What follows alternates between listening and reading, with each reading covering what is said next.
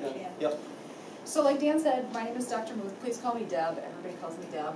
I am a women's health nurse practitioner by conventional training. So I did conventional women's health, OB-GYN type things for about 14 years before I came over to what we call the dark side and started to do integrative medicine.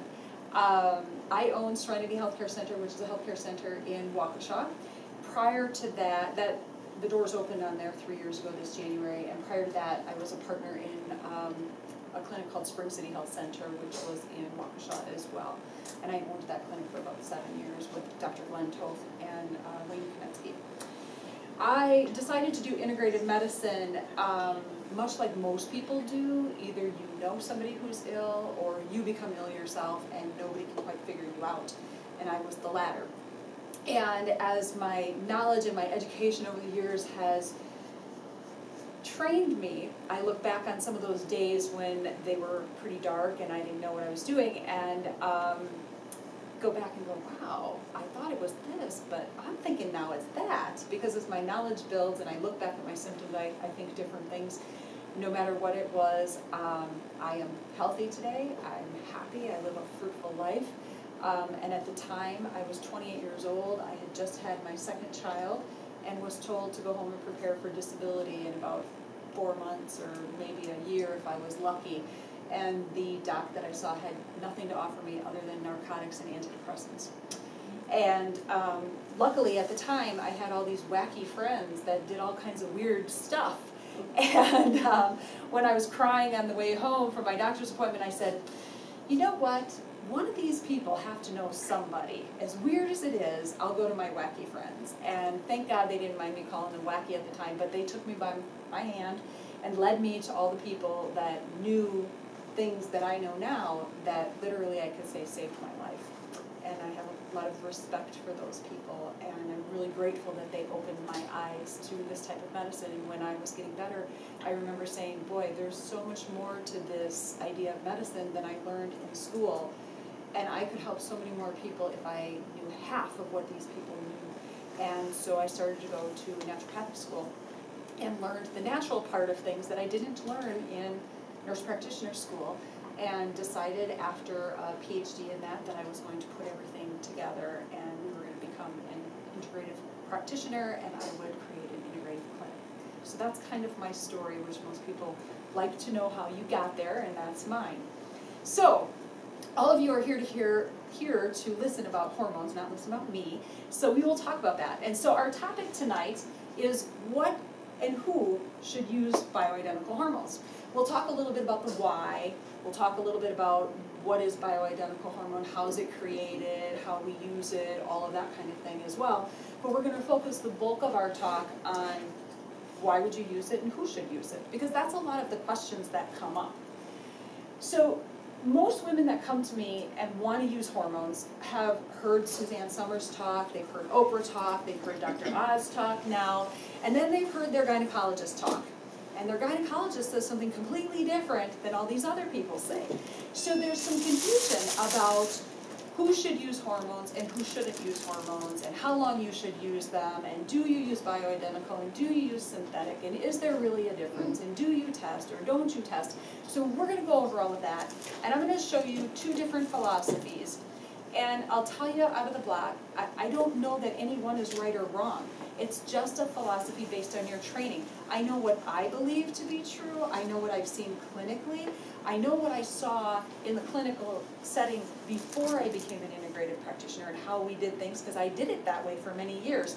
And I know that there's a difference in the outcome. And so that's how I practice, is by sharing that information and what I've seen, and let you as patients and women make the decision that's best for you. I'm pretty informal when I speak too, so just let me say, if you guys have questions, feel free to interrupt me. We can always go off target and come back, so just blurt out questions or comments or anything, okay? So who should use this? Well, we look at bioidentical hormones, and the first thing is anyone who's looking at trying to prevent the aging process. That's what happens with hormones. We lose hormones as a natural result of aging, or we lose hormones as a result of some kind of intervention, like a hysterectomy, or somebody loses an ovary for whatever reason, and then that will disrupt their hormones, so the hormone loss will go away. So when we look at an anti-aging perspective of things, that way of doing things is going to look very different from a clinical setting of saying, I just have hot flashes or night sweats, okay?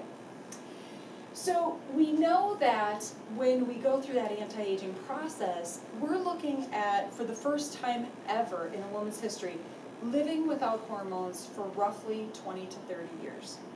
We've not ever done that before. We really don't know what that looks like from a disease perspective, both mentally and physically, and we really don't know what that means as a quality of life, for the most part. We can look at it and we can say, okay, I know somebody who's 80 who hasn't had hormones for 40 years, and she looks and feels great. But the bulk of the 80-year-olds who haven't had hormones for that long of time don't look good, and they don't feel great. You know, and they have bone loss, and they have hypertension, and they have heart disease, and they're not having sex at 70 or 80, not because they don't want to, but because they physically can't. And so all of those things make a difference. We know that their memory fails, and part of that is a result of hormone loss. Part of it's a result of other issues, but a big part of it is the hormone loss itself. The other reason we would use hormones is because we want to try to prevent cancer. We know that the large majority of female cancers are a result of women having too much estrogen and not enough progesterone. Okay? Big key here, we start losing progesterone about age 35. So we go from age 35 to roughly age 45, maybe 50-ish, of having all this estrogen circulating and very little progesterone circulating. And that is not a good thing, because when we're estrogen dominant, we get a lot of side effects we don't like, but from a cancer perspective, it's even worse, because every estrogen dominated cancer, endometrial cancer, cervical cancer, breast cancer, puts us at higher risk. Now, we're seeing younger and younger and younger women develop breast cancer, and we're wondering why. Well, one question is early use of birth control pills. We're starting to question that. Is that a culprit? Well, it could be. We know from the WHA trial that the synthetic progestin increased the woman's risk for breast cancer. It was not the estrogen-only arm of that study. It was the women who had synthetic progestin, synthetic estrogen combined together had a higher risk of breast cancer. Now that study's been looked at more than any study ever in the history of the US, and everybody's looking at it a little bit differently. I just read something last night with a doctor from Cleveland Clinic saying that the absolute risk of breast cancer in that study was less than normal. And I'm kind of going, okay, wait a minute, that is not any of the evidence that we've seen out there. And that the risk from the group that had estrogen and progestin compared to the group that had estrogen, she said was less, and that is not accurate. So there's a lot of information that's out there that's not accurate about that study. We do know that there are studies from France that show a following of women for 20 plus years on bioidentical hormones, and they do not have that same risk factor. They are not at increased risk of breast cancer. And we know that the reason that is because of the progesterone that was given. Prior to the WHI trial, there was a head-to-head study with synthetic progestin and natural progesterone and estrogen combined in women. And the group that used the natural progesterone, and it was in the form of proetrium, so the product that's made by Solvay Pharmaceutical, we did not see the same breast cancer risk in that group as we did the women who had progestin. So that was almost 10 years prior to the WHI trial. So we already knew that going in, that we were going to see an increased risk here, but they did the study anyway. So we know for a fact that progesterone is a culprit to breast cancer. And if we're losing progesterone at age 35, and we're seeing 35, 40-year-olds, 45-year-olds now developing breast cancer, when we used to not see it until we were 60 or 70 or 80, there is definitely a link between that imbalance between estrogen and progesterone. The other reason we think that there might be a higher risk in the younger age groups is all the environmental estrogens that we're exposed to, especially at a younger age. So we call them exogenous estrogens, and those are things that are growing around in our environment. They're in our food source, they're in our milk sources, they're in all of the plastics and things like that.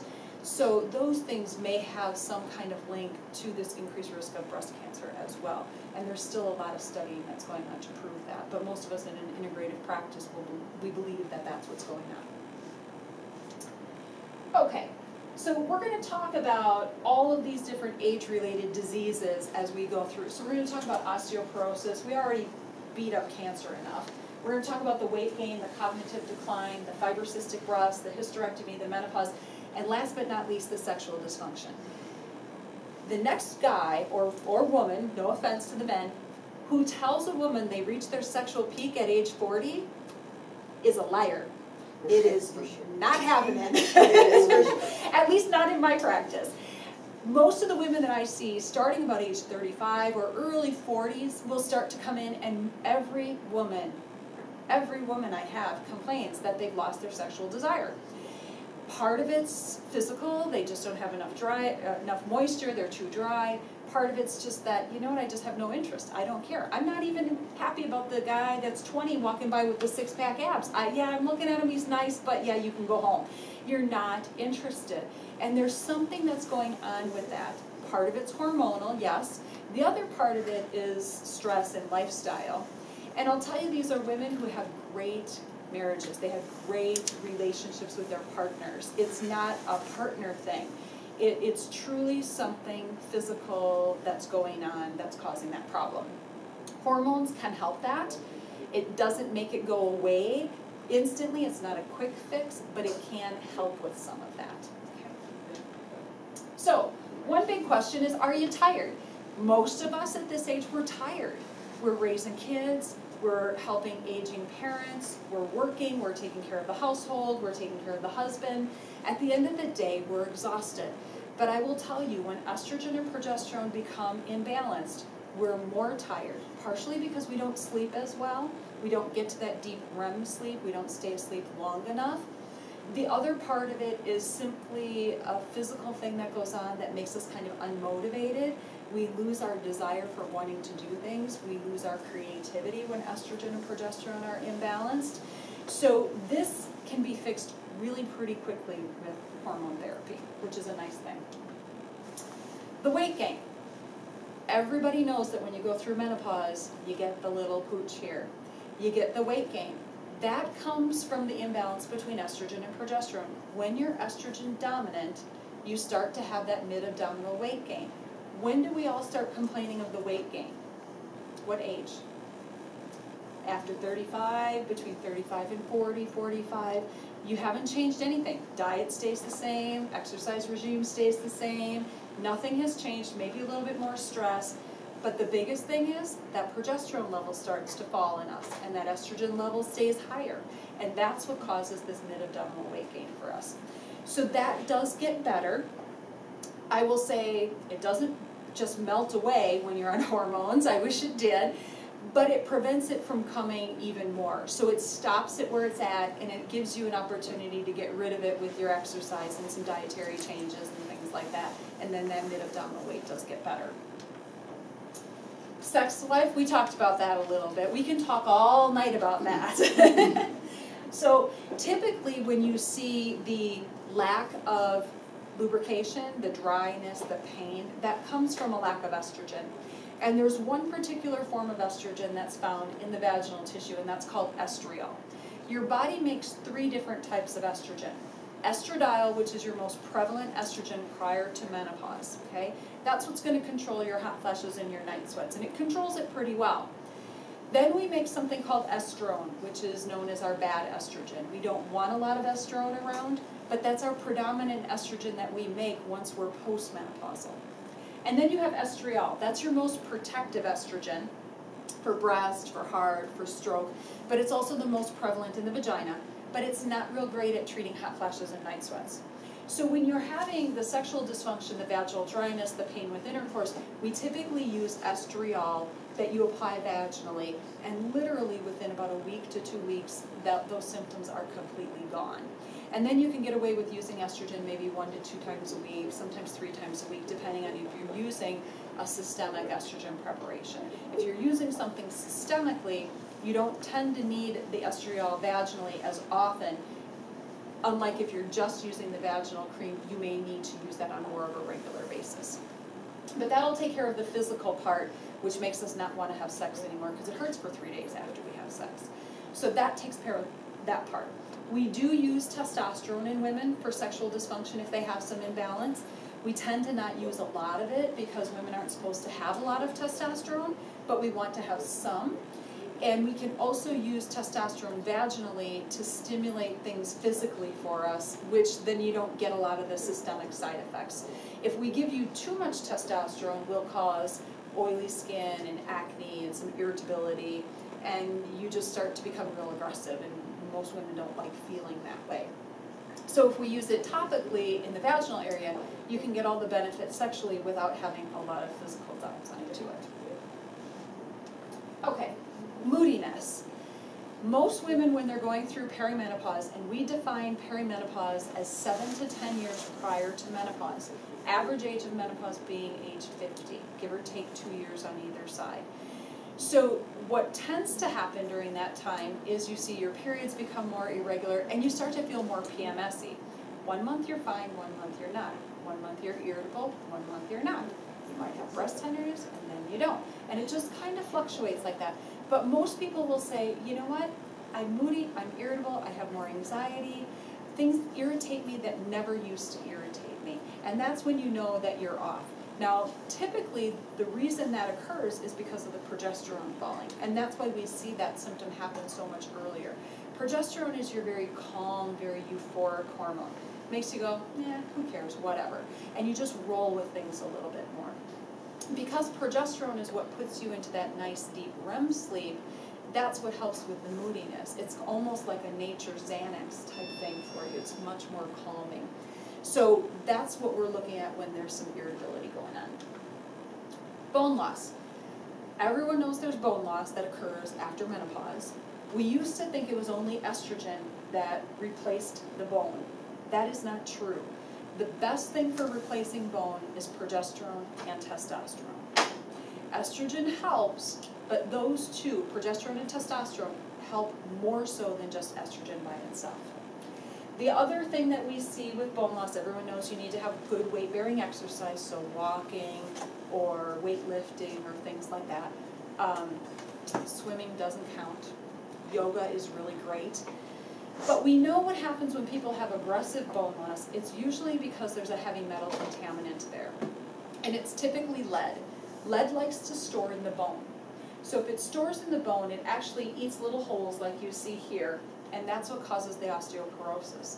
So oftentimes when people have a diagnosis of osteoporosis, we will measure their hormones, but we'll also measure heavy metal loads and see if that's what's going on with them that's causing the osteoporosis. Because if it is, we can very easily fix that and get rid of the heavy metals and improve the bone growth so that you don't have continual loss. Oh, let's go back here a little bit.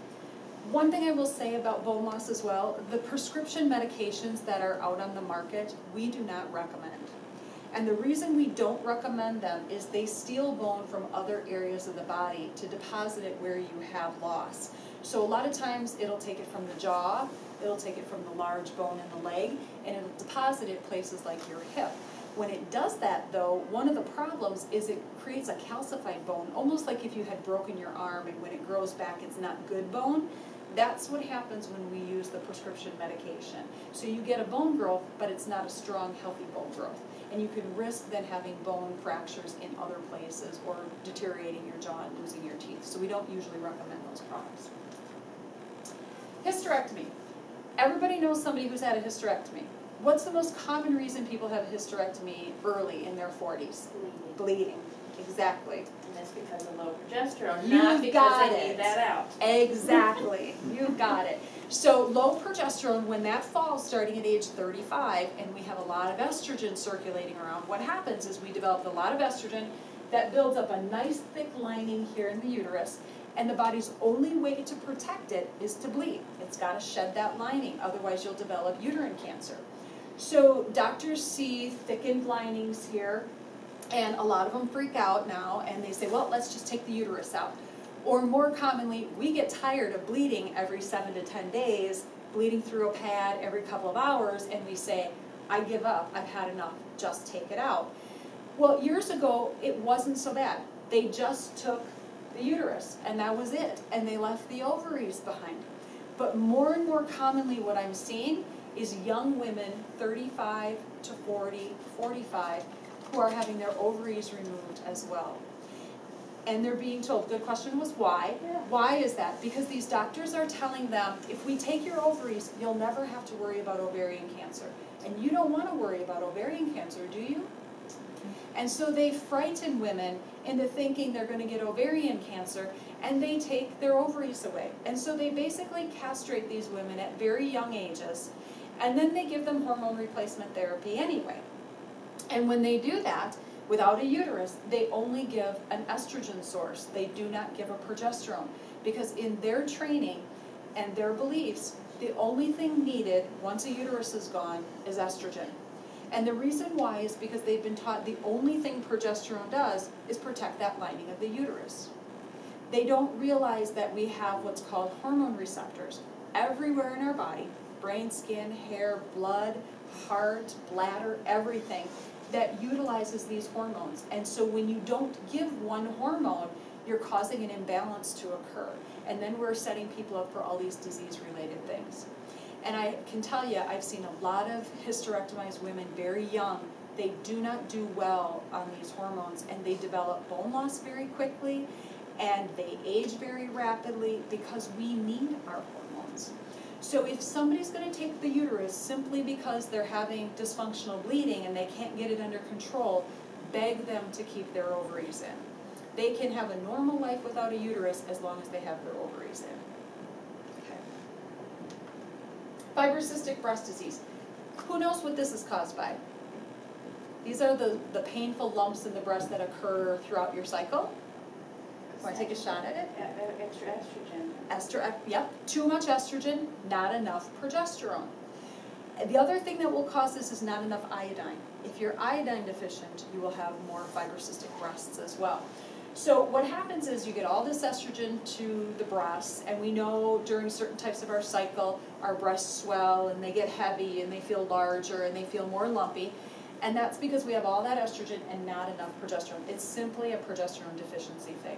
So when women go and get mammograms and we see this fibrocystic breast disease, and some doctors freak out and start throwing them into repeat mammograms every 6 months to radiate the breast, that's not what's needed. What's needed is balance between the estrogen and progesterone and iodine. Easiest way to test if you're iodine deficient is to get some colored iodine, like Lugol solution. You remember mercurochrome type stuff we used to use as kids? You can get it from the pharmacy. You don't usually need a prescription. And you take a little bit of it and you draw a 2x2 square on the inside of your wrist, color it all in so it's nice and brown. Make sure you let it air dry so you don't stain your skin. And then watch how quickly it disappears. It should stay for 12 hours. If it disappears under 12 hours, you're iodine deficient. The faster it disappears, the more deficient you are. And then you know you need to use iodine supplements. And then usually if you talk to somebody who knows what they're doing, they can tell you how much you need based on how quickly it went away. Okay, so that's real important. I will share another tip with you. I do not like mammograms. I'm not a huge fan of mammograms. If I had my choice, I would have women get a breast MRI, which we no longer have the option in this state because the only person that did it is no longer here. Then my second choice would be thermography, and last choice would be mammogram. I have not liked mammograms for a long time, partially because of the radiation exposure, but I was convinced that mammograms were not good after I saw a speaker about a year ago talk about the pressure that goes on the breast, the torque compression. And the small amount of torque compression that we have is double what's needed to break open a cancerous cyst and cause metastases. So now I'm really not a fan of mammograms, because if we're looking for a breast cancer lump and we're squishing the breast down with too much torque compression and we're making that go all over the place, then what did we just do? We made a big problem for us. And then half the time they don't see it anyway because it's so microscopic and they're not sure. So we keep having you come back every 6 months to do this to you again and cause more and more and more metastases. So breast MRI was great. I loved breast MRI. I cannot find a single radiologist in town that will do it without a mammogram and an ultrasound now, which is unfortunate. Can they use ultrasound for They can use ultrasound. Most radiologists will not do it, even if we order it. They will not do it without a mammogram. That's interesting. Yeah, it's really hard. Because I heard they're better. They're better. The ultrasound will show through even a dense breast. Absolutely. And that's the problem with mammograms. When you're on hormones, your breasts are very dense, so they can't see very well. So they'll say, well, in order for your mammogram to be accurate, you need to be off hormones for a month. Well, take a woman off their hormones for a month once they're balanced, and what happens? You goof them all up, and then they got to start over again. And so they don't want to see that dense tissue because mammograms were only meant to be used in postmenopausal women who have fatty breast tissue and who are not using hormones. But yet we're using them now in 35-year-olds and 40-year-olds who have a ton of hormones circulating around that we're not really seeing what we need to see anyway. Okay. So it's an unfortunate situation. So I do a lot of breast thermography instead. Yes? Yeah. Is there something about breast thermography that is not okay because nobody will recommend it? Nobody what will. is wrong with it? That is correct. In that category. Many people will not recommend it, A, because it's not covered under your insurance, and B, they know if they recommend breast thermography over mammogram and you develop cancer, they can be held responsible. And that's why they won't recommend it. So if you want to do it, you almost have to do it on your own without a recommendation from a practitioner because nobody wants to be kept holding the bag if you do get breast cancer and you didn't do the mammogram. But it is accurate. It's very accurate. There's not something about it that is, it doesn't pick things up, No. or there's nothing wrong with it other than some suing and whatnot. Correct. It is very accurate. Thermography, for those of you who might not understand it, thermography is a picture that we take of the breast. So we strip you down, put you in this really cold room, and have you stand in front of a camera, and they take a picture of the breast. And what we're looking for is something that's called a hot spot. So when you get your picture back, you'll have all these pretty hues of different color on the breast, a lot like this. They'll be pink or blue or red or whatever. We'd like to see everything be blue. We don't like to see a lot of red or orange in there because if we see red or orange, we know that there's some inflammation going on underneath that tissue. And if there's inflammation going on, then there's disease or even fibrocystic stuff usually doesn't show up red. They can tell the difference between that and some kind of inflammation.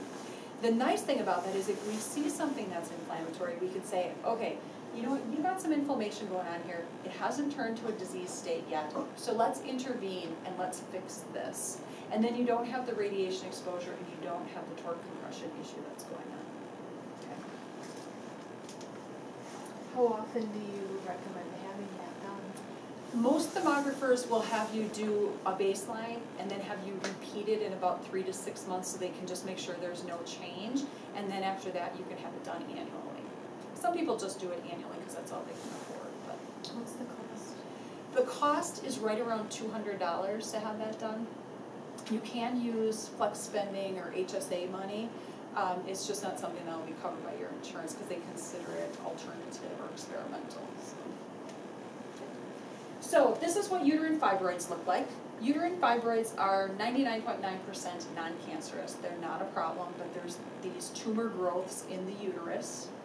And when they grow, they can be anywhere. They can be inside, they can be on the top, they can be in the submucosal areas. Sometimes you'll get little fibroid things in the cervix, but it's rare and we usually don't call them fibroids. Then we usually call them something else. But so these are the things that grow. They usually don't cause a lot of problems unless they're on the inside here. If they're on the outside, the biggest problem is they're going to grow and they can cause some discomfort. On the inside though, they're going to push on the lining of the uterus and they're going to cause a lot of bleeding. So you're going to get a lot of irregular bleeding, kind of off and on, and it's usually heavy depending on how large they are and how much they push on that lining of the uterus, okay? Most of the time, women are left alone with these. They're like the size of a grape, and until they grow, nothing is done about them. So guess what makes them grow? Estrogen, exactly. So when women have them prior to menopause, the doc will say, well, if you're not having any problems, leave it alone, because once you go into menopause, your estrogen will decline and these will go away. Well, if estrogen causes them, the opposite to estrogen is progesterone.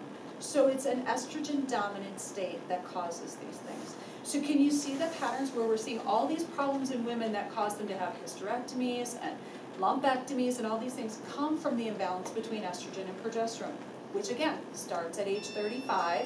And what time of our lives do we typically see women going through all of these things? 35 to 45. And it all could simply be fixed by some progesterone balancing. And a lot of these problems go away. Not all of them, of course, but most of them can be rectified with just some progesterone there. Okay, so we talked a little bit about hormone receptors, okay? So hormone receptors, think of them as all these little finger-like things that are coming out of the body everywhere. And like I said before, they're in the skin, hair, nails, they're in the heart, they're in the blood vessels, they're in the bladder, they're in the colon, they're everywhere in our body, okay? Naturally what happens in our menstrual cycles is we start out day 1 of our cycle of bleeding with really no hormones. Neither one of them are very high. In the beginning half, estrogen starts to come up until mid-cycle, about day 12, 14, somewhere around there, and then estrogen starts to fall until you get your period again, and then just before that time there's not a lot of estrogen at all. Progesterone is just the opposite. In the beginning half of the cycle, not a lot of progesterone, because we want that estrogen to develop an egg, so we don't want a lot of progesterone there because we can interrupt that. So progesterone starts to climb up after ovulation, so after about day 12, and stays high until you get your period, and then it drops down. So that's what should happen with those hormones going up and down to turn on and off our hormone receptors. If that doesn't happen and we're constantly giving hormones and we're flooding the system and we're never taking a break from the hormone receptors flood. And they go, okay, I have enough hormone, I don't need to do anything. And they get lazy. And they don't respond to the hormones that we're giving anymore. And sometimes when you've been on hormones for a while and maybe you did really well for a couple of months and then all of a sudden it's like, my hormones aren't working anymore. I'm starting to have all these symptoms again. Sometimes it's because we flooded the receptors and they just need to be taking the brakes off of them. Take a break, 3-4 days, and then bring them back on, and then usually the hormones work like they used to, instead of raising the dosage. But if we don't know about these hormone receptors, the typical response is to just keep raising the dose of estrogen and progesterone to try to get the body to do what we want it to do. The idea and concept of receptors is relatively new. It's only really been talked about maybe the last 3 or 4 years. So some people are not familiar with this, so they still just keep raising the dosage. And some people still will do continuous hormone supplementation without taking a break because they don't understand this concept of things. Conventional medicine is a good example of that. We just give hormones continuously and we don't think you ever have to take a break from them. But that's part of the issue because they don't understand that part. Okay. Let's talk a little bit more about symptoms. So symptoms when hormone estrogen receptors are full can be anything. You could start to develop hot flashes or night sweats again where they were all balanced before. You could get vaginal dryness. You can get the irritability and the moodiness and the anxiety. Those are the most common things that you see when the receptors are flooded because everything just kind of shuts off. Vaginal symptoms or urinary symptoms are huge, like you start to get a lot of frequency and urgency again, or incontinence where it was better. Because when you have some urinary incontinence, it's usually because there's not enough estrogen in the vagina. And so the urethra kind of gets opened up, the skin around the urethra will back off and the urethra becomes exposed, and then that makes a lot of urinary incontinence. And when you fill the vagina with estrogen, it all plumps up again, and then life is good, and the bladder can pull back up and it's not falling forward and you're having incontinence. But if the estrogen receptors get flooded, because we have a lot of receptors there, sometimes we'll start to see urinary incontinence happen, but we might not see any of the other symptoms occur as a result of that. Okay. Hormone testing. Let's talk for a minute about that. There are many different ways to test. I'm going to tell you there's not a perfect testing method out there at all. Hormones fluctuate every minute of every day. So when we do a test, it's just simply a snapshot of that day to give us a clear understanding of what we think is going on a regular basis or an average basis. So you're going to have people that are going to say, saliva testing is junk, it's worthless, don't use it. You have some people who say blood testing is worthless, don't use it. And then you have those of us who stand in the middle and go, depends on the patient, depends on the situation. I believe that blood testing is okay to use as a baseline before you're on any topical hormone or if you're on an oral hormone. But I think if you're on a topical hormone, saliva testing is the better option. And the reason why is because blood testing simply tests the blood and we're testing hormones that are bound to proteins. So we have to do some different calculations with your blood results to see if you're balanced or not, and to get an idea of, you know, this is bound, this is unbound, how much do you have available on a cellular level. When we do saliva testing is only measuring cellular hormones. That's it. We don't have them bound to protein, they're all free-form hormones, and that's what we're looking for, is free bioavailable hormones. Once you took and you added topical progesterone, it's easy to saturate the tissues with a topical hormone, and you're not going to see that in a blood test. You will only see that in a saliva test. And I'll give you an instance. One of the doctors that I work with, I love him, he's great, he taught me a ton, but he only believes in doing blood testing, and I cannot convince him about doing saliva testing because he's old school, where saliva wasn't accurate back in the day, and now it is. And he has a patient that he's given estrogen to, and he can't get her balance, keeps cranking up the estrogen based on the blood tests. And all of a sudden, one day she calls, and he was on vacation, so I got the call, and she says, I'm not feeling good, I feel horrible, I'm having these hot flashes, I'm miserable, I've got all this moodiness, blah, blah, blah. And I looked at her dose, and I'm like, wow, that's kind of a lot of estrogen. I don't get that much usually, but he likes to get a lot of hormones, and his patients do well, and that's okay, it's just different philosophy. And I said, have you had a saliva test done? No. Okay. Maybe we should get a saliva test and see what's going on with those hormone receptors and see if you're saturated. So in the blood, her hormones looked like she had no estrogen circulating. I mean, literally it was like less than 1. And she should be, at her age, she should have been like between 70 and 90. And it was less than 1. So I probably would have kept doing that too if that's what I believed was the right thing to do for giving estrogen. When we looked at her saliva test was over 1,000 nanograms of estrogen. You should be no more than 10 on a salivary test. She was completely tissue saturated and couldn't utilize any estrogen anymore. It was just so overloaded, there was no way she could use that. And that is a bad place to be for a couple of reasons. The biggest reason, though, is when we say to her, okay, I know you feel bad, and you have hot flashes and night sweats, and your vagina's dry and you're irritable, and now I'm going to take away your estrogen because you're really overdosed. Guess what's going to happen to her? She's going to feel a whole lot worse for quite a while, because now we have to try to get all that stored estrogen out of her tissues, which means she's going to have to go through all this withdrawal of the hormones. And we have to get the liver to clear out that excess hormone. So I'm telling you, I'm going to take your estrogen away, and you're going to feel bad for probably 3 months. I was not her friend. Not at all. She did not like me. But after about a month, and she started feeling better, it made sense to her. But that's the difference between saliva and blood testing. They give you 2 different pictures. Had she been on an oral estrogen, it would have been a completely different scenario. So when your doctor tells you to do a test a particular way, here's the takeaway message. If you're using a particular testing, blood or saliva, either or, and you're getting results that don't match your clinical picture, they look like you're fine, but you're still having symptoms, you got to do a different test. Either go from saliva to blood or blood to saliva. You got to confirm what's going on sometimes. And you'll see 2 different pictures, but it'll make sense if you're putting the tests side by side. They're not going to be compared apples to apples. It's going to be apples to oranges. But a lot of times it can help you figure out if there's a complex situation going on.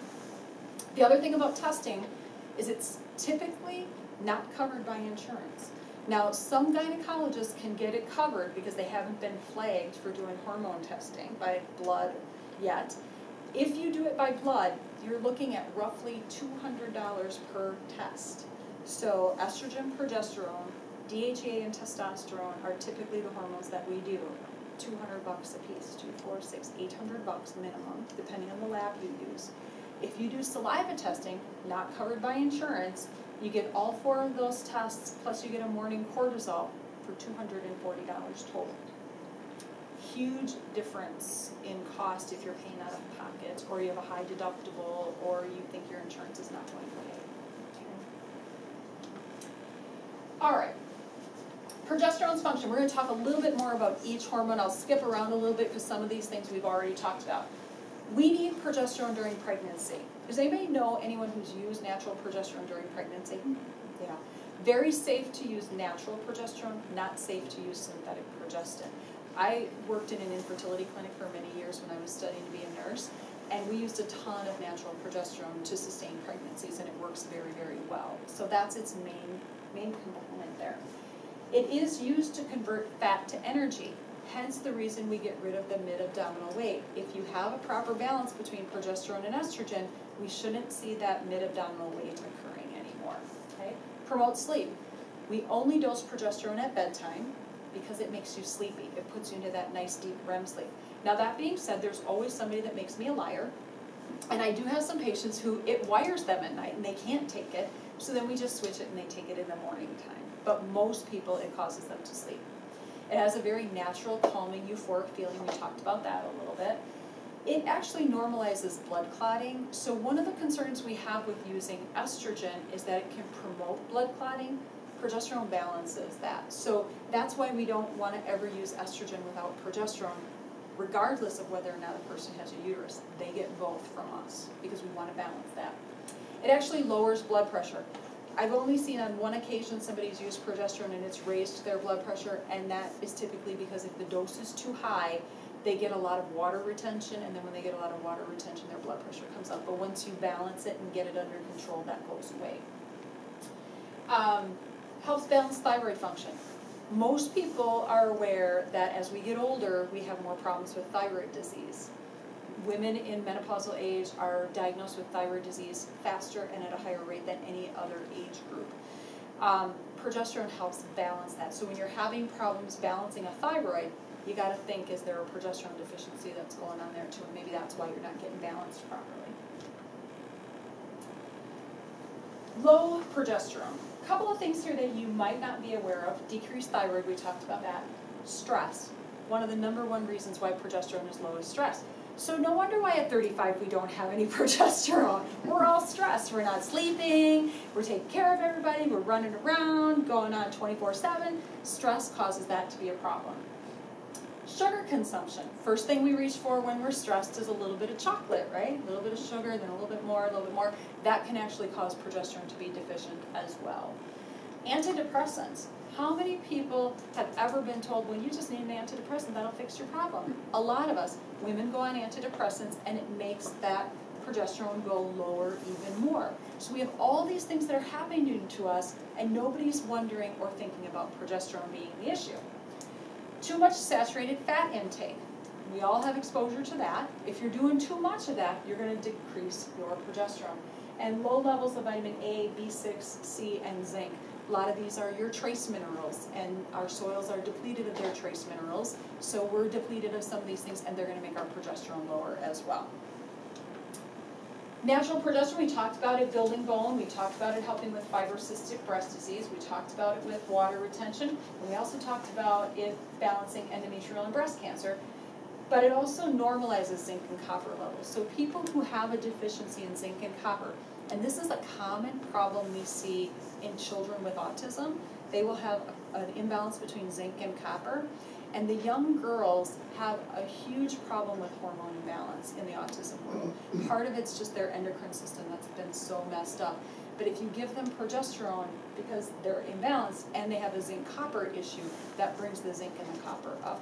We'll also use a lot of zinc and copper in people who have thyroid deficiency, but if it doesn't come up when we're giving it, we have to think that maybe the progesterone is not balanced properly. Yeah? Do you give a male progesterone too? Yes, you can give men progesterone as well. Oftentimes we'll give men progesterone when they're having problems balancing their testosterone and they're creating too much estrogen. Or men who have a lot of cholesterol problems, we'll give them progesterone as well to bring that down. DHEA. DHEA is a mother hormone. So we make all of our hormones from cholesterol, okay? One of the problems we have today is the cardiologists who want cholesterol levels to be less than 80, no longer less than 100, now they want them less than 80 for a total cholesterol. Well, when we do that, we can't make all of these hormones. So we make everything cholesterol, then we make something called pregnenolone, then we make DHEA, and from DHEA we make everything else, estrogen, progesterone, testosterone, cortisol, everything. So DHEA peaks about age 20 and gradually falls from there. It's actually considered an androgen hormone, so it's one of our male hormones, but it's produced predominantly by the adrenal glands. So you need it for energy. You need it for good cognitive function. But it also protects against cancer, diabetes, high cholesterol, and heart disease. So we want some DHEA there, but we don't want a ton of DHEA there. When we're under a lot of stress, the body will make a lot of DHEA, and we don't want it to stick around. We want it to come back down. And normally it will by itself, but sometimes we have to push it. But when your adrenals have gotten completely depleted from too much stress, you won't make enough DHEA. And then we need to give you a little bit of it to boost your energy, support the adrenal glands, give you a little sex drive, that kind of thing. By age 70, we're only going to have 1/4 of the amount of DHEA that we had when we were 20. So if we're in this anti-aging realm where we say, you know what, I kind of want to do that thing Suzanne Summers is doing. I want to look like I'm 60 when I'm 80. I want to feel like I'm 60 and I want to be independent. You're going to need to have a little bit more DHEA there to do that. So what we strive for is to make sure your DHEA levels stay at about a 20-year prior than your age. So if you're chronologically 60, we want to try to see them at a rate of where you should be when you're maybe 40 or 50. Okay.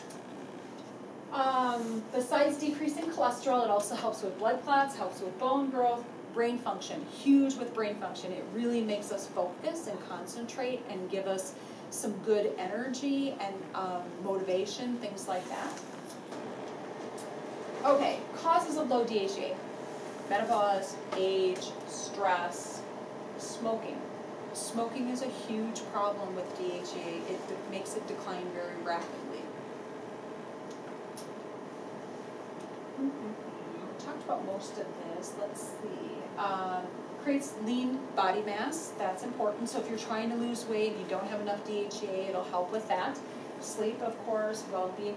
Joint soreness. Actually, if your DHEA is too low, you will have more arthritic type symptoms. So adding DHEA there can make a big difference with that.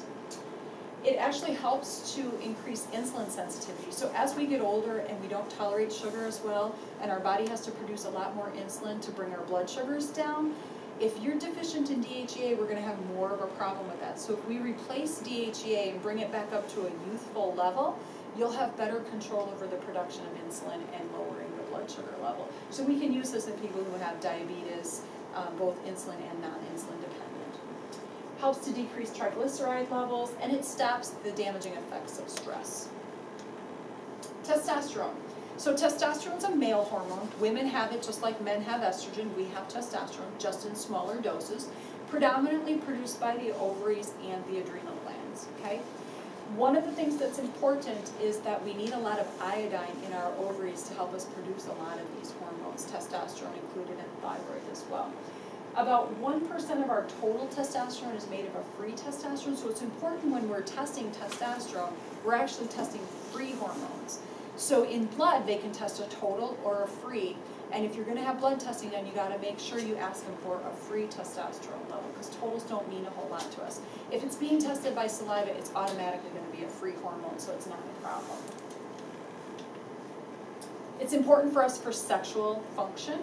Again, it's important for us for lean body mass, building more bone and building more muscle tissue and getting rid of more of the body fat. Very important for us for memory and cognitive function. I don't know what happens to men because you guys don't have any cognitive function when you have a lot of testosterone anyway. You're forgetful. But for some reason, when we give it to women, it helps with their cognitive function. They're able to multitask a little bit more. They can do more things. But you do have to be careful because if you give too much, you do become kind of aggressive. And you will get that competitive edge and competitive drive. If we give it to men in high enough doses, we will promote that as well for them. So you just have to be careful with what you're given and watch for those things. Testosterone also increases norepinephrine in the brain. So norepinephrine is a neurotransmitter that's produced predominantly by the adrenal glands. And we need enough of that, but we don't want too much. It's kind of one of those balance things. But if norepi is low, you're going to have a lot of the same symptoms as hormone. Fatigue, you're going to have weight gain, you're going to have irritability, you're going to have diet that kind of goes like, some days you can eat everything in sight, and other days you could care less and not eat anything. So testosterone helps boost norepinephrine. So norepinephrine is commonly something we'll test if we think somebody has a severe form of adrenal insufficiency and they need some support in their neurotransmitters.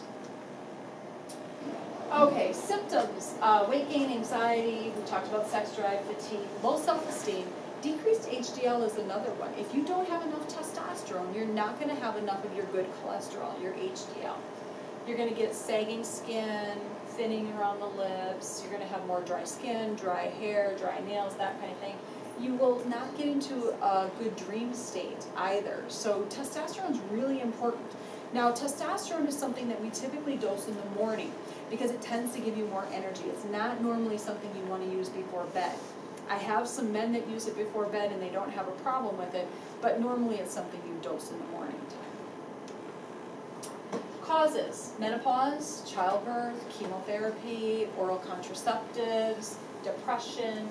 Cholesterol-lowering meds will also bring down testosterone levels, so your statin drugs are a problem with that. Adrenal burnout. Endometriosis too. Endometriosis will typically see low testosterone levels. We see a lot of high estrogen and low progesterone and low testosterone in women who have endo. So estrogen, we talked a little bit about the types of estrogen before. Let's talk about some of their functions. They're needed for cholesterol, for producing good HDLs, getting rid of those LDLs. We need it for sleep. We need it for antioxidant. We need it for memory. We need it for platelet stickiness. We need it to help with potassium and absorb our trace minerals, calcium, magnesium, zinc. All of those things are needed on top of the things we've already talked about estrogen was important for. We know that it controls the symptoms of menopause. We talked a little bit about estriol here and the vaginal thinning. It's also one of the main types of estrogen that promotes HDL and LDL. So when we talk about it being our good cholesterol or our good estrogen, it's good for multiple reasons. Cholesterol support, balance in the pH in the vagina, it helps block estrone, which is our bad estrogen. Remember that when we want it to block that estrone after we get into menopause. Also helps with gut function. We don't think a lot about hormones being involved in gut function. And there's a lot of digestive issues that occur when women get over the age of 40. We just don't break down our foods as well. So part of that is caused by the lower estriol levels. And if we balance estrogen and we do what's called bias, where we use estradiol and estriol, that also helps with our gut function a little bit as well. So it's important to know that estriol doesn't really give us a lot of bone protection. It's actually estradiol that gives us bone protection. So when we're giving a makeup or a formulation of bias, if we have somebody with osteoporosis, we may choose to use more estradiol and a little bit less estriol, which is opposite of what we typically do, just because we're trying to promote more bone growth there. Estriol is also one of the estrogen forms that can be given with women who have had a history of breast cancer or have a family history of breast cancer because it's your protective estrogen. Now I know the oncologists aren't going to like that a whole lot, but we will oftentimes use estriol in women who had breast cancer who are just dying of the symptoms and they can't deal with it anymore. Sometimes we'll just use it vaginally, and sometimes vaginally it's enough to handle the hot flashes and night sweats, but oftentimes it's not, and then we'll just have them use it systemically as well. But we won't use estradiol typically. Okay, so we talked a little bit about all these estrogens, so I'm just going to skip that. Let's talk about macular degeneration. Macular degeneration is in the news media a lot these days. As we get older, macular degeneration causes some blindness. It's been studied that macular degeneration is a problem that occurs because of a lack of estrogen. So a lot of times when somebody has macular degeneration, you can give a form of bias, estradiol and estriol, and it can help with the macular degeneration depending on what level you're at with it. I mean, if you're really bad, it's not going to repair it, but it should slow the process down. Okay, autoimmune diseases. 60% of the women with autoimmune disease like lupus or scleroderma or some of the other ones, autoimmune thyroid disease, a very common one, report symptoms over their lifespan of having menstrual irregularities as well. And usually they became irregular prior to their diagnosis of their autoimmune disease. And partially that's because of the high level of estrogen and low level of progesterone. And what we see often is during the time of a woman's life, right around 40, 45, is when they're typically being diagnosed with an autoimmune disease. And and that's when their progesterone is at their lowest. Wrinkles. Who wants to get rid of their wrinkles? Love to get rid of the wrinkles. Estrogen is a great face cream and relatively inexpensive. Estriol, we can make a combination of estriol, a very small dose, usually it's like 0.03%, and you can apply it topically to the face without it disrupting you systemically, and it works wonders on wrinkles. It is fantastic. Monica has a formula that has estriol and a couple other things in it that we use. It's their anti-wrinkle formula, so if you're interested, talk to your doc about it, or talk to John or Monica or Dan, and they can give you the formulation and they can ask your doc if you can use it. I will caution you, if you're getting a systemic bias and you decide to use that as your facial cream, you could get into some trouble, because I've had women do that, and because the skin on the face is so thin, you really rapidly absorb the estrogen.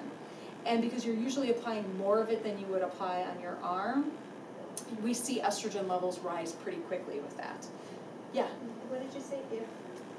If you're using a systemic bias, like an estradiol and an estriol, that's the combined bioidentical hormone we prescribe for systemic use of estrogen. So if you're using that and you're putting a little bit on your arm and you're like, oh, I'm going to use this for my wrinkles, and you start putting it all over your face every day, we're going to see your estrogen levels go up.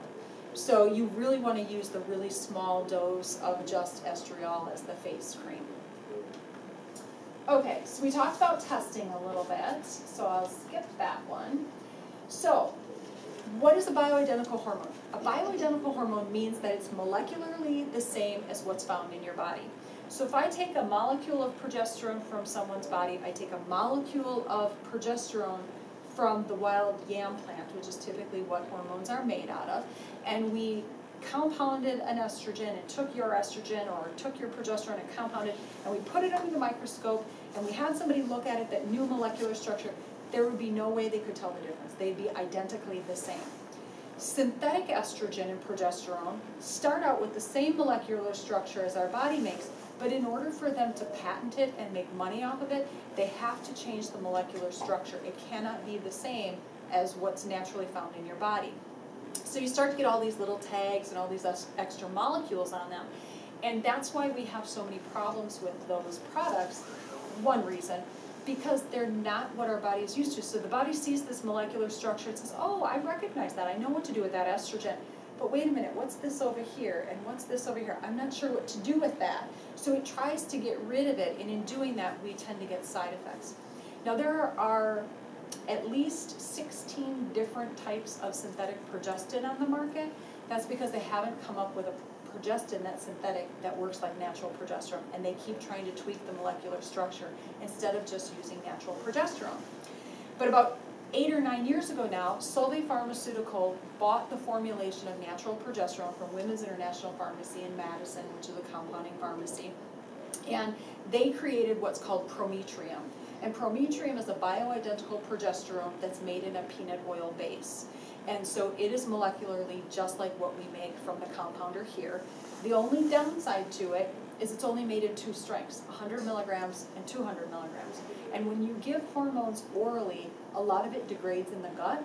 So we have to give 100 milligrams of Prometrium if we want you to absorb about 10 or 15 milligrams of that product. So it makes it expensive. You lose a lot of it, but it's compounded and you can get it from the traditional pharmacy. And some insurance companies cover it and some don't. And some cover it, but they give you a really huge copay. Like it can be anywhere between $30 and $80 for a copay for that prescription. But we do have it available. There are some bioidentical estrogens on the market. They're mostly in a spray formula or in a patch formula. We don't like them a lot for a couple of reasons. Yes, they're bioidentical, and that's great. But if we use something like, say, Divigel, which is a spray, if they say it has 1 milligram of estrogen in it, it really delivers 1.75 milligrams of estrogen. So it's delivering almost twice as much as what it should. And that's in a 24-hour period of time. Some of the products deliver 3 or 4 times the amount of what it says on the vial. So it can deliver a lot more of what we want you to actually have. And it can overdose you rather rapidly. So there's not as much control. And there's usually only 2 or 3 dosages. It doesn't give us a lot of variety in the dose that we can use, and none of them contain estriol. They're all estradiol based. So when we're trying to create what's called bias, and we're mixing estradiol and estriol together, you're most protective with your one that controls your symptoms the most. We want a combination. With the prepared stuff from the pharmacies, we don't get that option. We only simply get estradiol.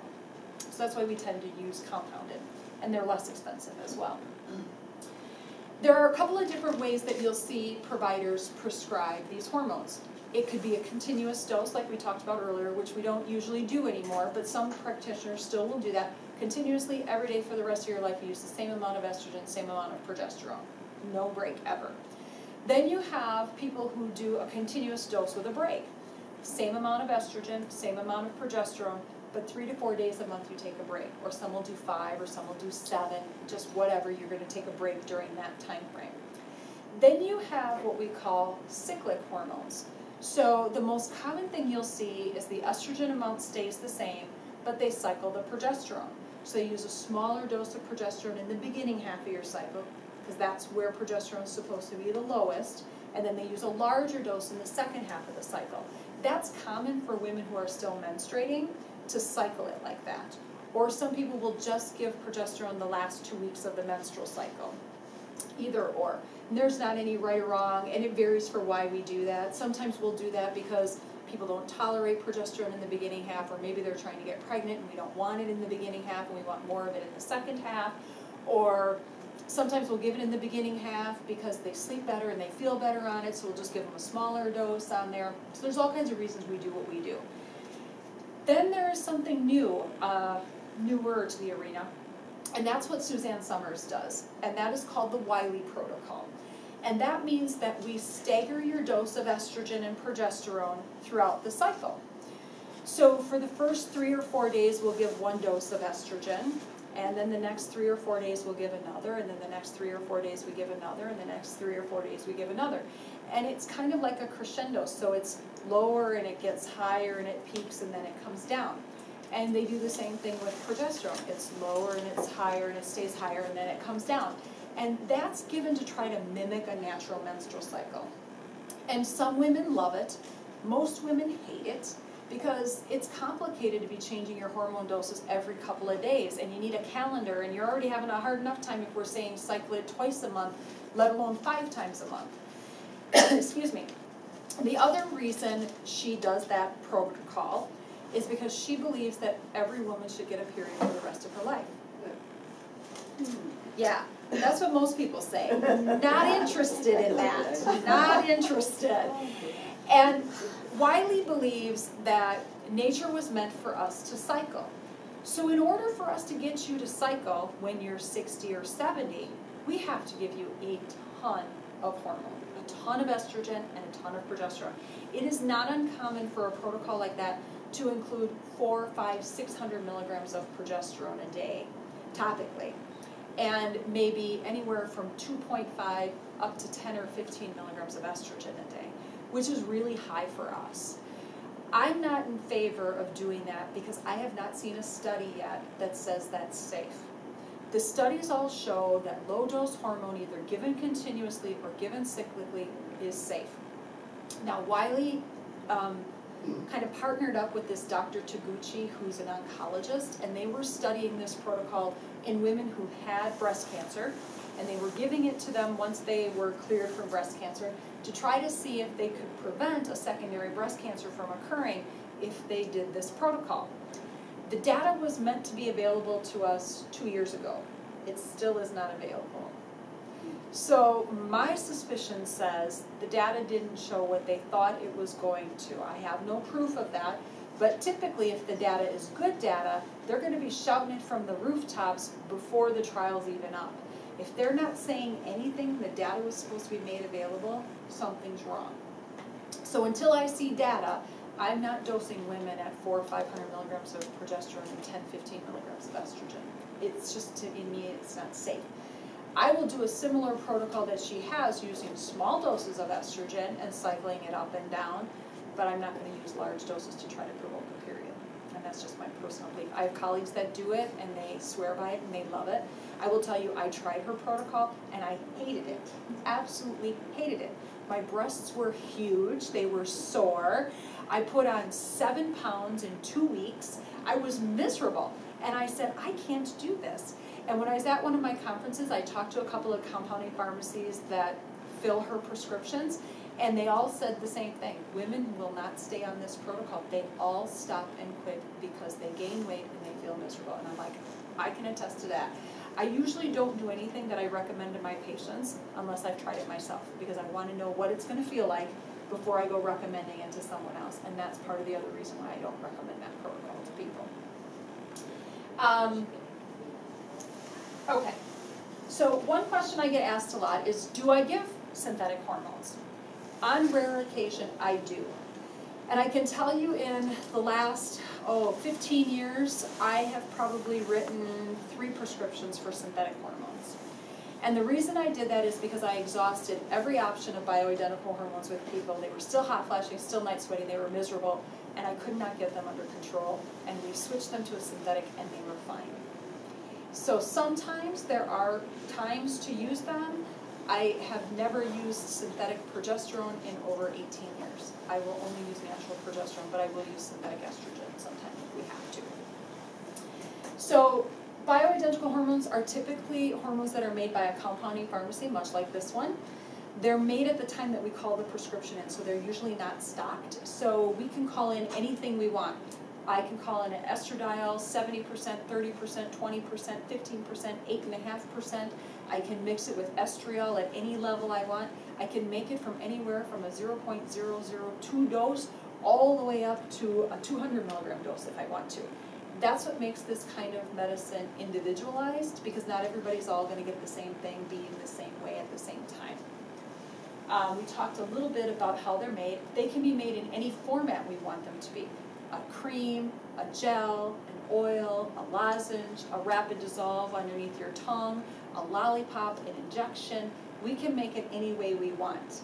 Hormones are typically given in a cream, a gel, injectable, or a rapid dissolve tablet. We don't usually give it in a lollipop form, but it can be made that way if we had to. We don't usually give injections unless there's certain reasons. Men will get injections for testosterone. Women might get progesterone injections if they're pregnant, but normally that's not common practice with progesterone. Okay, let's see. So we talked about all the benefits. So now the question is, why wouldn't you use hormones? After all this information, can you think of a reason why you wouldn't want to use hormone therapy? Yes? If you had cancer and it was treated, and Correct. you're in a situation where you have a lot of receptors, and your body is set to receive hormones. Yeah, absolutely. So if you have an active form of cancer, predominantly we talk about breast cancer in this case, but it could be any cancer. Breast cancer can be turned on by estrogen, progesterone. Usually those are the two commonly. Sometimes they test testosterone.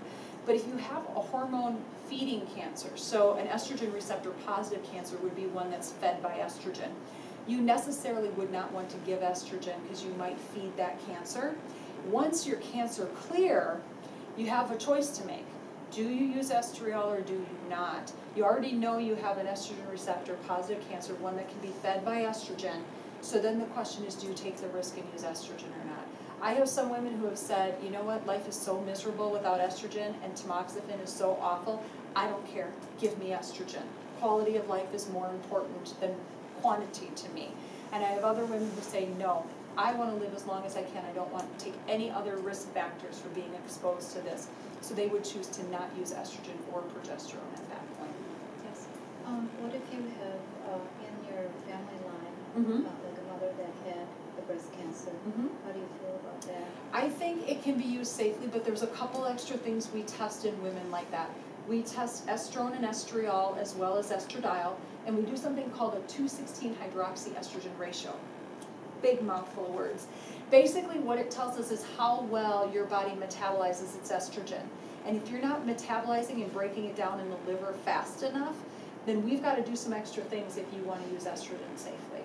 So we do that test, we make sure you're metabolizing properly, we test you more frequently than we would somebody who doesn't have that risk factor, have you do thermography on a frequent basis, but yes, you can use it safely. Now, does that mean you won't get breast cancer? No, there's no guarantee, but we can use things safely for you.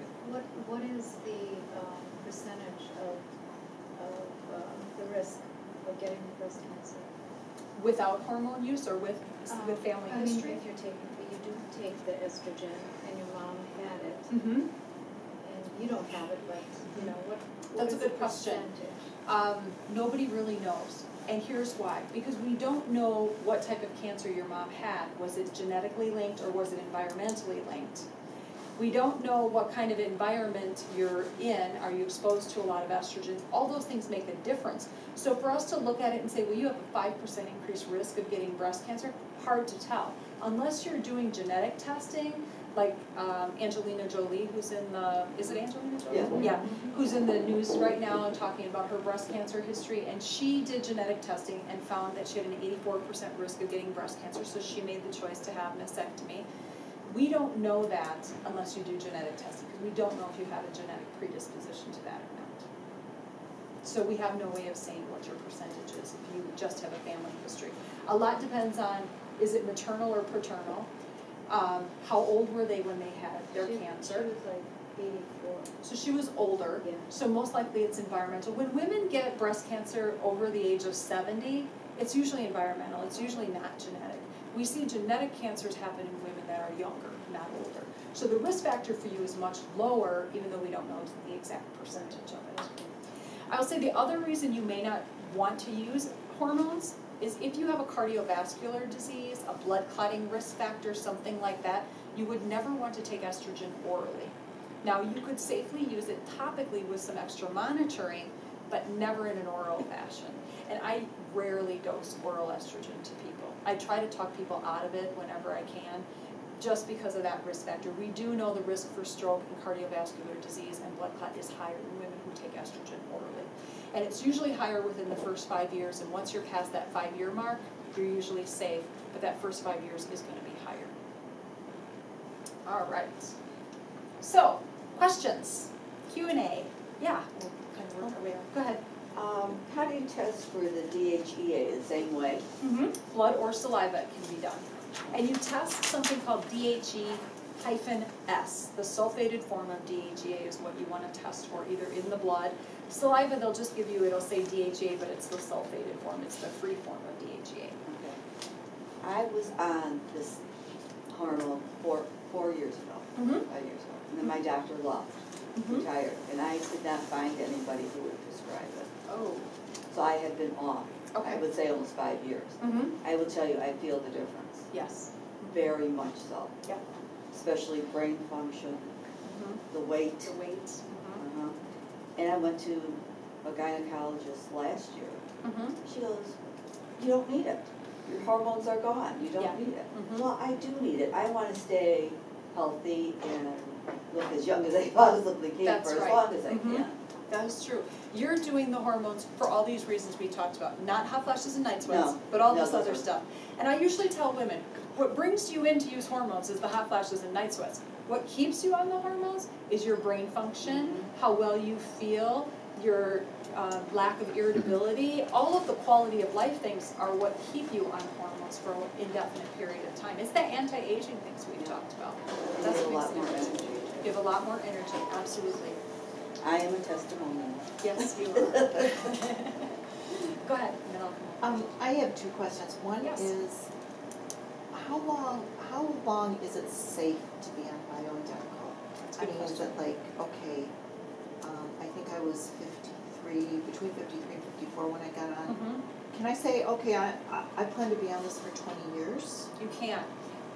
U.S. research has only tested synthetic hormones. They will never test bioidentical hormones because there's no money to be made from them.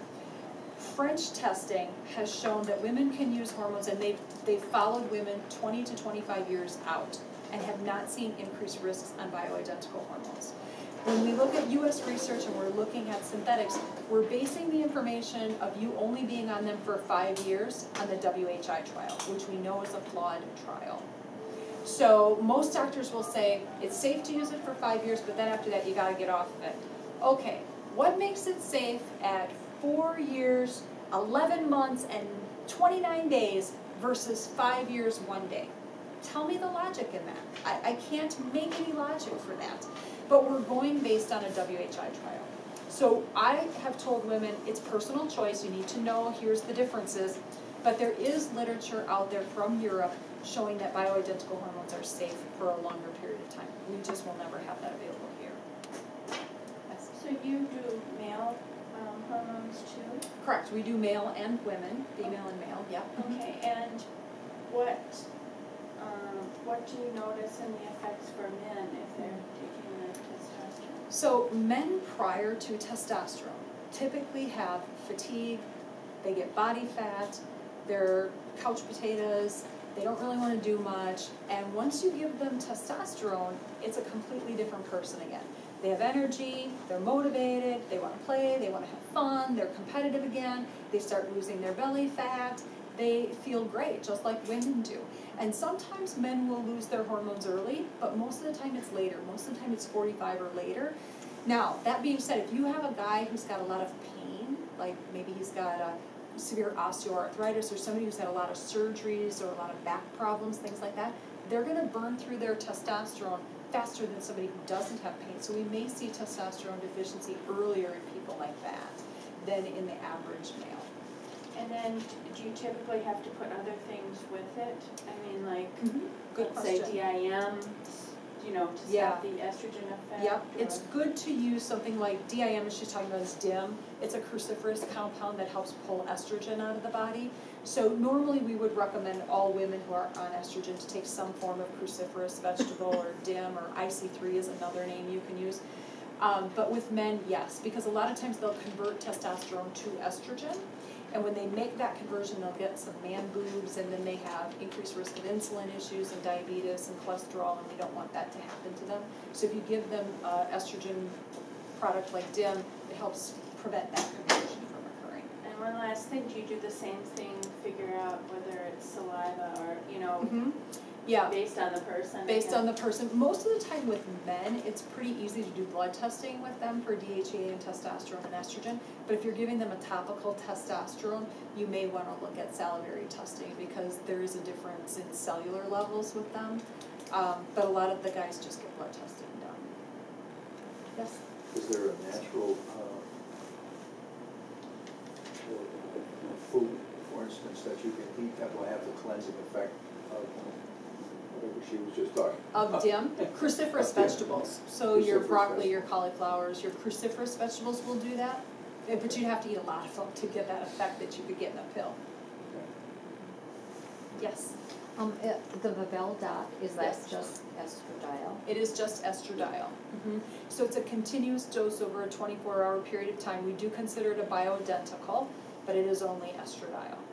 And it delivers a little bit more. Like if you are on a 1 milligram, you're actually probably getting closer to maybe 1.25, 1.5 milligrams of estrogen over a 24-hour period of time. But sometimes we'll put people in a patch because if we're giving them topical dosing and we're not controlling their hot flashes well enough, because the half-life of estrogen is about 12 hours, some women will have to dose it twice a day instead of once a day. And in that case, sometimes it's just easier to put them on a patch to have a more continuous dosage, and it works better for them then. Yes. 2 questions. When you're talking about the protocol where you take a break from the hormones, and you said 3 to 4 days a month, Yep. do you mean like once a week, or do you go 3 Good days question. all in a row to really drop it down? That's a good question. Most of us feel like it doesn't really matter. You could take 1 day a week off, 3 days in a row. Sometimes I'll just tell people, we always forget, so just count the days you forget, because that's usually just enough in the month to do point, that. But at some point, you just want to make sure those hormone receptors are not being flooded. And the second question is, do you get any acceptance in the world of endocrinologists on these types of thinking? No. That's a very good question. No, I have yet to find an endocrinologist that's really receptive to this, which is sad because this is their field. This is what they should be learning. And I'm kind of flawed in the fact that when I started this, I worked with a reproductive endocrinologist, so this was his life, and I learned a ton of this early out of the block. So I was kind of naive and thought all endocrinologists were like that, and they all knew this, but they don't. Most endocrinologists are interested in diabetes and the rare diseases. They're not interested in the hormone thing. They're not even really that interested in the thyroid piece. It's just, it's sad. It's very sad. So they're probably the last person I would recommend seeing for any hormone things. Good. Other questions? Great questions so far. Yeah. What about like nutrition? Like what would you say like, you know, I mean, we're just talking about hormones tonight, but what about like essential fatty acids, or how does this all work together? It all works together very uniquely. The body is very fine-tuned and it can take a lot of abuse, but there's a lot of other things once we start doing this kind of thing. We look at gut function, how well you absorb nutrients, what kind of foods you should be eating. And until recently, we would just say, well, if you have diabetes, you follow this diet, and if you have this problem, you follow that diet. And more recently, we've started learning about genetics, and it's called epigenetics, and certain gene factors that you have can correlate to certain diseases, and we now know that there's certain diets that we can put people on to change those risk factors if we know their gene type. So we've started doing more of genetic diet, testing your genes and then putting you on a diet based on that. And there are some testing things that you can do to see, do you have enough fatty acids, are you breaking things down, are you stuck in your Krebs cycle, you're not detoxifying properly, and all of those things can be looked at as well by testing. Some is blood, some of it's urine, all of those kinds of things, it varies. Some of it gets real pricey, so you just, you know, you pick and choose what you can do. So, do you do this testing? We do. Mm-hmm. And it's called an APOE gene. That's the testing that we do for diet. Yes. Have you heard of using DHEA, the tablets vaginally? Yes. Yes, DHEA you can use either vaginally in capsule form or in gel or cream form. You can have it mixed in with your estriol if you use an estriol vaginal. It does help to increase sex drive. Probably not as well as we once thought it did, but it does help. And it really helps for people who have a lot of vaginal dryness and aren't getting some good relief from just the estrogen alone. They can use DHEA. We can also use DHEA in women who just can't use estrogen if they have breast cancer. We can just use DHEA vaginally as well, and that sometimes makes a difference. And do you have to take that orally as well? No, you don't have to take it orally. You can take it vaginally. Yes? I've had this EHRT before, where you take the cream and that, but what I'm wondering is, like, what happens once you take the saliva test, you get the cream, and you start to use it, and either, like, you don't notice any difference, then what? Or, let's say, your hot flashes go away, but other than that, like, nothing's different, changed. Or 3 months down the road, you're back to feeling like you were before you got tested? Yep, like, that's a great question. That's what made me end up like going off of the whole thing, was because then it's expensive and it's not doing anything for you. Yeah, or it was so confusing. So typically with bioidentical hormone therapy, you should start seeing some relief within a week to 10 days. If we've got the dosage right, you should see some relief. I would say normally about 50% reduction in your symptoms within the first 2 weeks. By 6 to 8 weeks, whatever you've got on that dose is what your max is going to get. You're not going to get any more being on it for 4 weeks versus 3 months on that same dose. 6 to 8 weeks, you're pretty much maxed out. So if you're not seeing a significant difference, the dose needs to be tweaked. And sometimes we can tell by your symptoms how to dose it, and other times we say, you know what, I'm not sure. Let's do a test and see where you're at. So some doctors will do that saliva test every 6 weeks for the whole time that you're ever on hormones, which I think is a little overkill. We will typically look at you again in 6 to 8 weeks, evaluate where you're at, decide if we want to do a test or not, or if your symptoms are going good, we might say, okay, let's stick with this, or let's tweak it a little bit. But usually by 12 weeks, we're going to retest. And then see how you're at, make sure you're balanced, and then we will check you again. If you're balanced, we'll check you again in 3 months. If you're balanced at that point, we'll check you in 6 months. If you're balanced at that point, we may say every 6 months or once a year, depending on how you're doing. If you're not getting balanced, we need to look at why. What else is going on? Is it an adrenal thing? Is it a nutritional thing? Is it an endocrine thing? Is it thyroid? Is it an immune piece? Something's missing that hasn't been picked up yet, because you should feel better if it was only just hormones. And my guess is that it wasn't just only hormones, unless nobody was tweaking them and you weren't changing the dosage. Then it could have just been a dose issue. Yes? You mentioned about lead contamination causing severe osteoporosis. So you said it's fairly easy to treat it, so how do you treat it? So if we're suspecting that lead is a contaminant that's causing osteoporosis, and we say that because lead likes to store in the bone. So we do what's called a pre and post heavy metal challenge test. So the pre-test means we give you a cup, you go pee in it, and then we give you some chelating agent. Typically we'll use something like EDTA or DMSA or DMPS, which helps pull metals out of the body, and then we have you collect your urine for 6 hours after that. So we want to see, are you exposed to anything currently in your environment that might be causing that? Then we want to challenge you and see what can we pull out of the stored sources, bone, muscle, brain tissue, that kind of thing. And then we'll know, is it lead, is it mercury, cadmium, arsenic, or do you have nothing going on and the osteoporosis is really just coming from something else? And that's how we do that. And then if we find that lead's an issue, then we'll put you through a heavy metal detox. And sometimes that means EDTA, or it'll be herbs, or it'll be a combination of those two things to help pull those metals out. Sometimes it's a quick process, 16, 18 weeks. Sometimes it's 3-4 years before it's all gone. My sister has high blood levels and she's been, yeah. going on and on. Yeah. And the question is, what else is going on? Is she a smoker? Was she a smoker? Is she exposed? Worked in the shipyards of Seattle, and he would bring, his clothes, and the ships were contaminated with lead. It's amazing. But he would bring it home to her. To her to clean, because that's what they did back then. They didn't have the OSHA protection laws and things like that, and some places still do that. But yeah, that's probably where she got it. So she's got a lot of it in there. And so sometimes it can take a long time to get it all out. It's hard. Yes? Is there a difference between bioidentical DHEA and the DHEA that you can buy at Walgreens? Depends on who you talk to. Okay. I would tell you don't ever buy your supplements from Walgreens, Walmart, any place like that. Most of those things that are made and manufactured and sold to those places are made in China. We don't know the ingredients. We don't know what they're contaminated with. They're the cheapest source of anything you can get. You're better off getting things. Your first choice would be pharmaceutical grade, means it comes from a company that only sells to healthcare providers, because we know they use quality control measures, much like what the FDA installs for prescriptions and things like that. They're quality tested. It's always the same. They look at the raw ingredients and they make sure it's standardized. And they're always getting the same thing, and they have very high standards of the materials they get. If you can't afford those things or can't find somebody to get those things from, then you go to the health food store and talk to the owner of the health food store and find a quality that's there. You can get DHEA, you can get keto DHEA. I use DHEA. I don't usually use compounded DHEA. I will use compounded DHEA if I'm giving it vaginally, but if I'm giving it orally, I just use a DHEA supplement that comes from one of the pharmaceutical grade supplement companies. Talking about DHEA, if you have a high testosterone as a woman, would that negate taking DHEA? Depends on what your DHEA level is.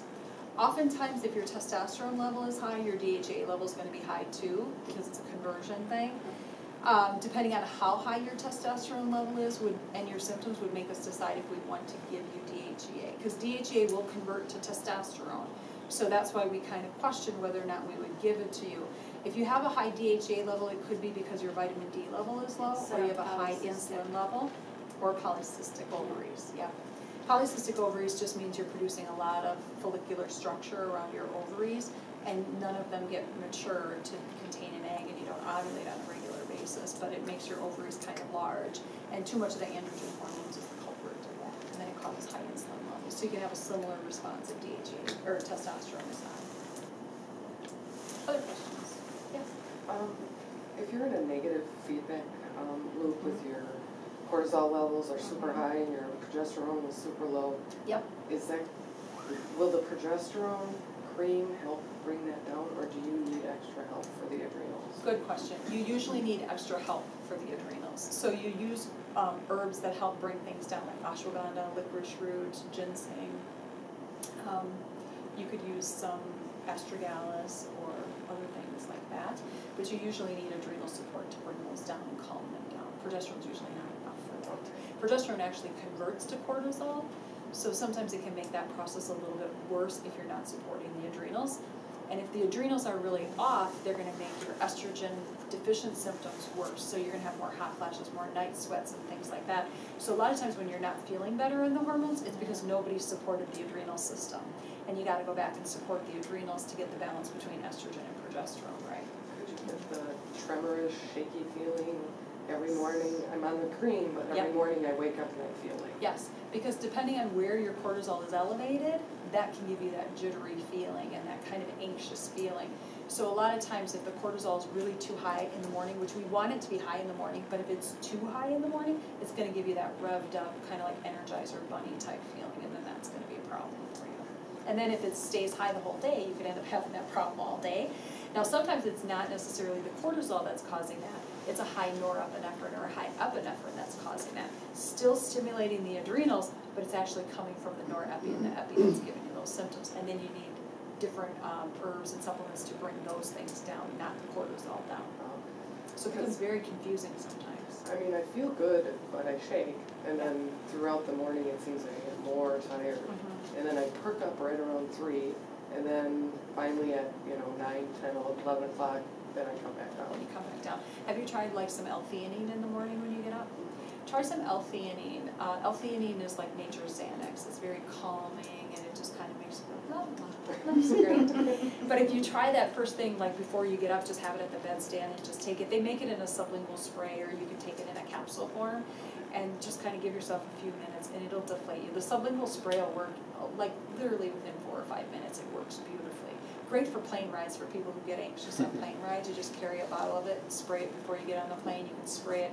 You could literally use it like 10 times a day. It wouldn't bother you. But it works great for plane rides. But yeah, you could do that a couple of times before you get up in the morning, and that should calm you down a little bit. Okay, the rhodiola wouldn't work. Rhodiola is going to make you more anxious and jittery.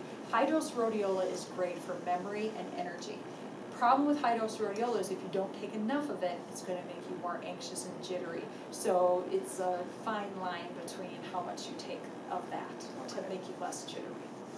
What was that other one that what'd you call it? L-theanine. L-theanine. Spell that. Yeah, it's I'll spell this wrong probably, Thienin. No, it's not, there's not an A in it. No, theanine is Thea. E-I? Oh, E-A. Oh, E-A. N-I-N-E? Yep. Okay, yes, thank you. I have a terrible spelling, yes. What's the path, or what's the precursor? Do we start with cortisol, and this, and then DHA? What is the... So you start with cholesterol, then there's pregnenolone, then there's DHEA, then you've got progesterone on one side, and then you've got testosterone, DHEA, cortisol, and estrogen's way at the bottom.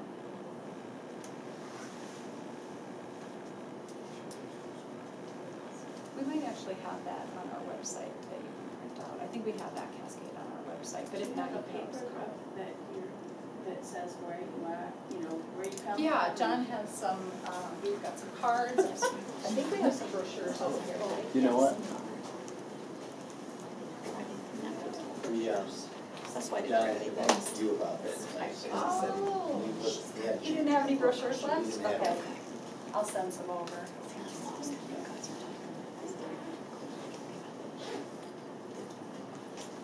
Anybody else need cards? Yes. I know we're talking about hormones. Yeah, that's Just okay. ask a question. I was diagnosed about 8 months ago with high cholesterol and not high calcium Okay. in the blood. Yep. How high, do you remember? Over 10? Oh yeah, it was very high. And I'm working with a doctor. Yeah, and my doctor. Okay, good. But is there a way of like flushing that, or? Have they looked at your parathyroid and your pituitary? That's what they're thinking is the parathyroid. That one of them is dead. Yep. My next appointment's in September, where they're going to decide whether to go in or not. That's on my next test. Yep. But I'm thinking if there's a better way of doing that. There's really not. When the calcium level is high and you have a parathyroid issue, you got to deal with the parathyroid issue, the underlying cause. If parathyroid's not an issue, we'd look at scleroderma or some other autoimmune issue that might be causing the calcium level to be too high like that as well. But that's what they think. Yeah. Okay, The only thing I could think of that might help with that to maybe prevent them from having to do surgery would be iodine supplementation, but I don't know how much you'd get out of that. Okay. This Most is actually, yeah. because that is such a. Yeah. You know, we're really just starting to look at the immune system and its function and how it correlates with the endocrine system. So there's a lot of people that are putting clinical anecdotes together and trying to figure out what's going on, and they're starting to just clinically trial things. It'll probably be a little while before we see a lot of good research out there, but yeah, autoimmune diseases in the endocrine system are huge. People who have Lyme disease or have some other kind of chronic bacterial infection like that, it always takes out the endocrine system. So your female hormones, your male hormones, and your thyroid are always going to be affected over a period of time if you're suffering with that kind of thing. Same thing with the immune function. If your immune system goes down, the rest of your endocrine system can't function properly. So you have to support the immune system as well as giving hormones to support the balance. Any other? Yes. If a person cannot take progesterone, Yes. is there something similar? If you can't take progesterone, for breast cancer reasons, we wouldn't want to give you anything that even remotely looks like progesterone. If you didn't have breast cancer, you could use something like pregnenolone, which is the mother hormone, and let it convert to everything else. You could possibly get away with using some herbs, but we really don't know the effects of them and how much receptor site there is. But there are some you could use wild yam. You could eat wild yams, and you'd still get some hormone production, but it would be more on a natural level. And I'd feel comfortable with people doing either wild yam capsules or eating wild yams on a regular basis to try to get some of that hormone production there. Sure. Yeah. Are you usually covered by insurance? That's a very good question. We do take insurance. We're not in network with everybody. We're in network with a few. Depends on your insurance company. Humana has made it very clear that they will not cover any female hormone, anything. Not testing, not treatment, but they will cover male testing and treatment for erectile dysfunction and testosterone deficiency in our clinic. So I am outraged by that. I think every woman should be writing a letter for discrimination. Some insurance companies will cover like the blood testing. Nobody really covers the bioidentical hormones anymore. I do have a couple of insurance people who they submit on the back half and they get a little bit back for the hormones, but most companies don't because they contain estriol. They might cover it if it's estradiol, but estriol is considered a big no-no because it hasn't been approved by the FDA, so they get away with not covering it for that reason.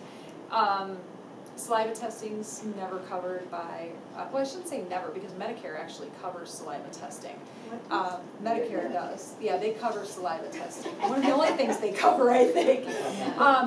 Some insurance companies might if you submit it on the back half because the codes for blood and the codes for saliva are exactly the same. You just don't tell the insurance company it's saliva, and if they're not smart enough to figure that out, that's their problem. But it depends on the insurance company a lot. And how about for practitioner visits? Is that? You know, up until recently, I would have said without a doubt, yes, they cover practitioner visits. But some insurance companies will request records, like Humana will request every record that we submit through. And if they even see the fact that we recommended vitamin D or fish oil, they'll claim it as alternative, and they won't cover it at all. But most other insurance companies, not a problem. Anthem Blue Cross, we never have a problem with it. They pay everything. United Healthcare, I don't like them, but they're not so bad. They cover everything, but we're out of network with United Healthcare, so they pay at your out-of-network rate. But they at least pay part of it, yeah. If we talk anything about weight, they won't cover anything. As soon as you talk about weight, they don't want to cover anything then. So we try not to do that. If we're doing something specific for weight, we just do a cash thing so it doesn't get in your insurance information and they don't have to worry about it. And are you listed under Anthem as we a are. practitioner? The clinic itself? The clinic itself and myself. Yes. Do you see children? I do not see children, but I have two other practitioners in my office that do. One's an MD and one's a holistic nurse, and they kind of tag team them and see them together.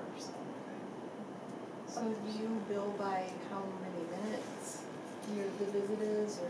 Depends. If we're billing insurance, the insurance has its own separate code and rules as to how we have to bill. If it's cash, we bill based on the time that we're spent with your case. The ladies might like to know the average pricing of the compounds. That's a good question. Do you know what the compounding prices are these days per prescription? Let me get that. Well, I get mine from here and it's a progesterone cream and it's $38. That's, yeah, mine was usually around that. They've gone up a little bit, but not too much. I think I was paying like 35. And do you actually see the men also? I do. I see men, and if men are kind of awkward about seeing a woman, I have 2 male providers that will see men. Sometimes they don't want to talk about things with us women, so then we have men for them to see. And other times they're not shy about anything.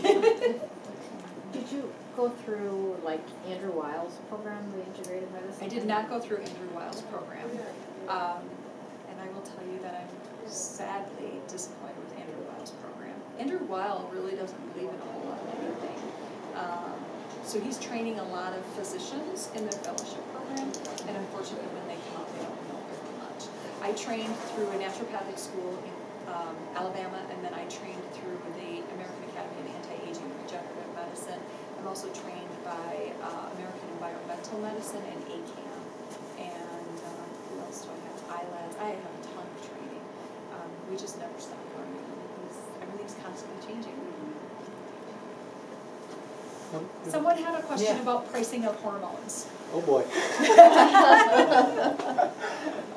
Very averagely, it's about $30 per hormone per month. But Deb gets very creative in helping with the costs. I do. So sometimes we can do concentrated doses, and so we can take a month's supply and make it last 3 months, and then there's some cost savings to that. I don't know how much cost savings, but we can get pretty creative if there's cost issues going on. Or I don't know if you combined like progesterone and. We'll combine estrogen and progesterone together sometimes. I usually don't do it in the beginning because if we have to tweak a hormone, we don't want you to throw out your whole script to do that. So we'll make them separate till we get the dose we want, and then we can combine them together, and then that can save some money as well. Especially vaginal stuff, yes. In what situation would you not prescribe a biased?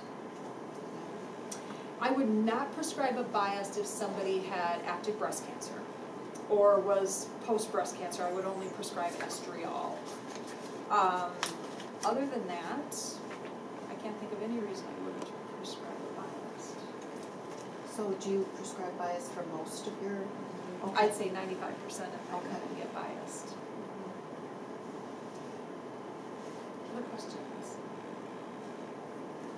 Great. This is great. So basically you do believe in balancing if you're on progesterone, you should balance it with estrogen. I think it is better. Not every woman needs estrogen, but here's some research for you.